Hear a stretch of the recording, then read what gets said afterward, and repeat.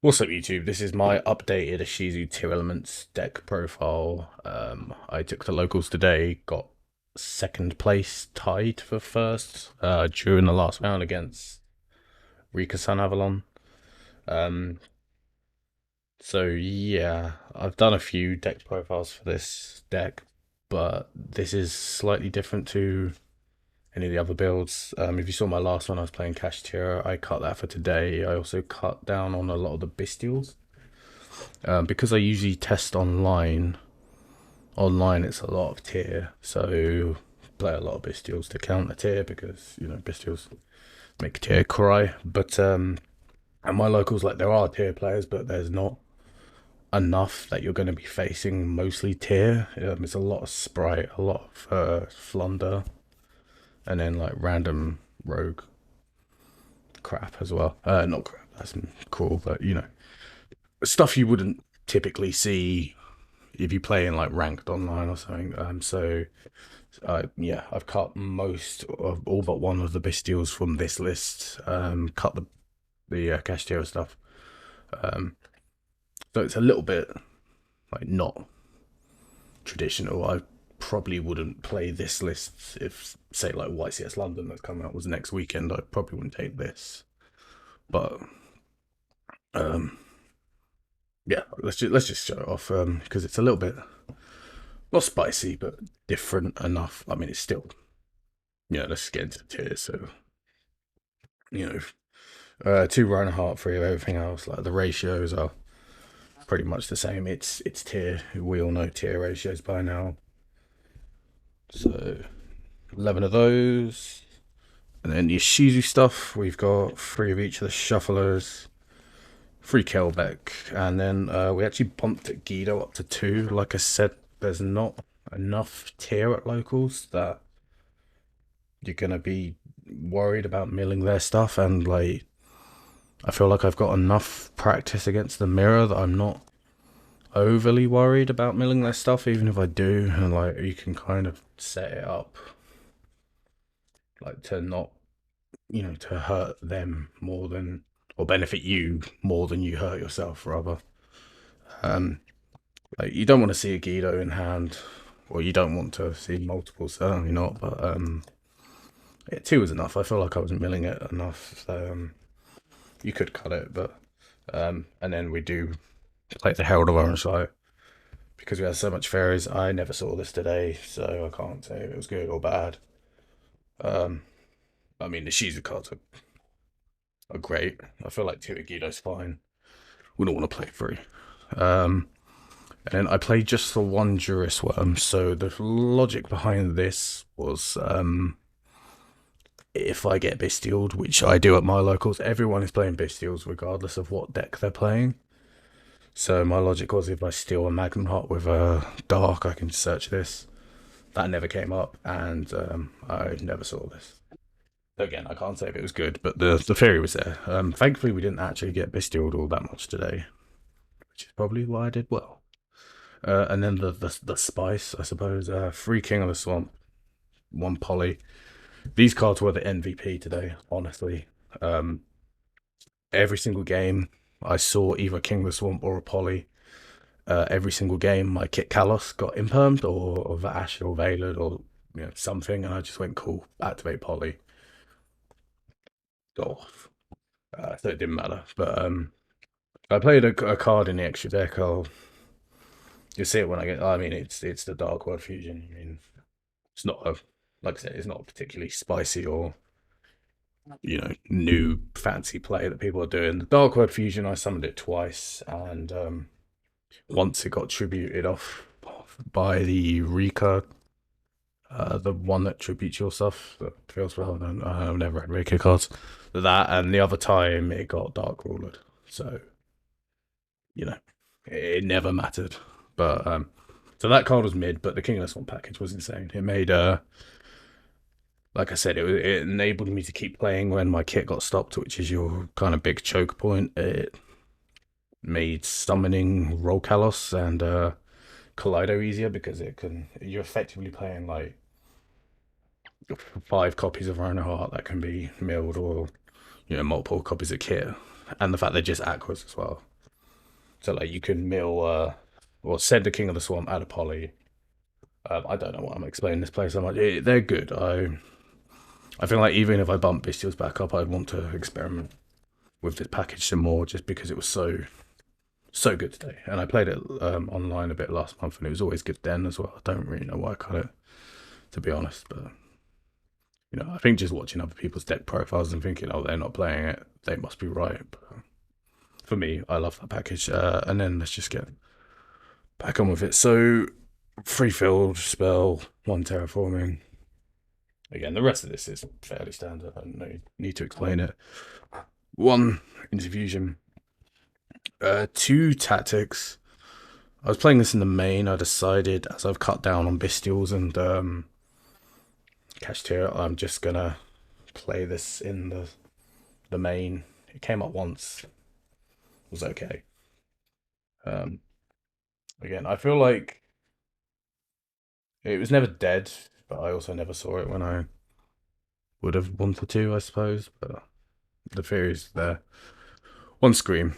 I missed the second one, honestly. I don't know what I would take out for it. It's 41 cards. I wouldn't want to play 42, but I was missing mills quite often anyway. I have the worst luck with mills. So I think in my last deck profile, when I did that at locals, I was saying like, oh, I milled 18. Because you do the kit, mill 8, hit a Kelbeck, hit a Guido, and hit nothing. And against Sun Avalon, literally hit nothing but the cards that I sided in, which don't do anything in the grave. So like no names, no traps, no scream, no shufflers. It was, yeah, I had the worst luck. But yeah, I never needed more than one, but I felt like I wasn't seeing. I mean, I never saw it, and I never really milled it. So I would probably like to play two just to see it more consistently. And then traps, just a two Sulic. I keep switching back and forth between the second Sulic and Crime in the main, but I like two Sulic again for milling. I feel like I mill this a lot and get to add like Havness of it or Starter, which is really nice. And there's like certain plays where you can send it to from hand or pop it on field with the field spell to get search for. And then the last card is free imperm. A lot of the times when I'm playing this deck, I felt like, especially if I got shifted, I didn't really have any form of interruption pre-side. So I just wanted something, and it worked really well today.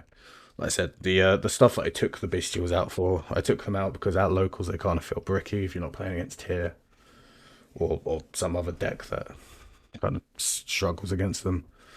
So like the cards that I was bricking on, I replaced with cards that were really good today. So I think for locals, I'll probably try to play something similar to this. Obviously I'll have to change it when new format starts, but there we go.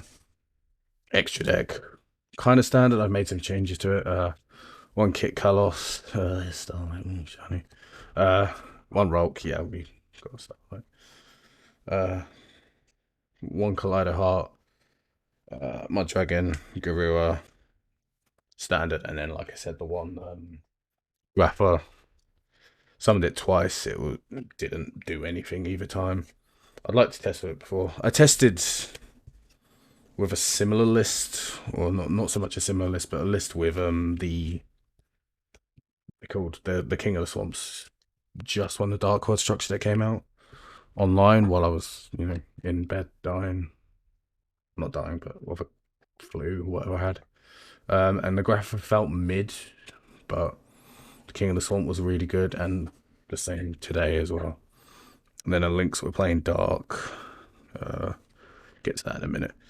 Dark, Sprind, Elf, and then the Underworld Goddess. So the idea of this was it was supposed to be an out to Crusader Avermax. Like I said, there's a few Sprite players at my locals, and a lot of people are going into Avermax. It came up once against the Sun Avalon player. I tributed their the Exceed that lets them tribute your stuff for cost, or something like that. Again, I don't read those cards, but it's pretty good. I didn't get Max though, so that never came up. And then Exceeds were playing a smaller package. We do a Dweller, a Boost Zeus. All came up. They're all great. Obviously, I don't play Bystials, so I don't play Beatrice or Wallow anymore. And then for the side, free Gamma One driver. I have such a love-hate relationship with this card. It's always in my side pretty much for every deck I build. If I don't have it, I miss it. Sometimes it's the best card on the side by far. Other times, like today, it was a stinking pile of shit. Honestly, I sided this in. I won every die roll. Going second, I sided in this and then 6 other ball breakers, which I'll show you. I never saw any of those cards except for the driver. So, yeah, it was just a brick. Although one game I did tribute summon driver just to get the damage on board to go for game. So that was funny. Pretty dark core, like I said, a lot of sprite, a lot of Flunder, forgot the name then. Again, never saw it today, but actually no, that's a lie. I saw a Dark Crawler against Flunder and they broke, so it didn't matter. And then free Super Poly. Super Poly's really good for my locals. Like, again, it's good against Sprite. It's good against Flunder if they don't have Wind Barrier. There's also a lot of branded players, a lot of Darkcore players. So like random stuff at Super Poly's really good against. Again, never saw it. I can't say how good any of this side. I didn't see any of it. And then Duster. There's a lot. I like Duster. Whenever I take Duster out, I miss it. So evenly, again, always be on my side.